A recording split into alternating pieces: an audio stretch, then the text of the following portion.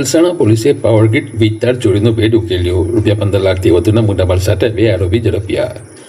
ગલુડા ભૂતપુર ગામની સીમમાં આવેલી 765 kV ટ્રાન્સમિશન લાઇન પરથી વીજ તાર ચોરી કેસમાં પલસાણા પોલીસે ગણતરીના દિવસોમાં ભેદ ઉકેલી મોટી સફળતા મેળવી છે.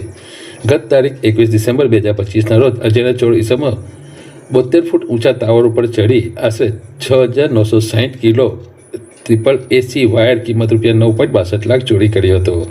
ફરિયાદ બાદ પોલીસે CCTV ફૂટેજ, ઈ-ગુજકોપ, ICJS એપ્લિકેશન તથા હ્યુમન ઇન્ટેલિજન્સ દ્વારા તપાસ કરી આઈસર ગાડી સહિત 2 આરોપીને ઝડપી લીધા છે.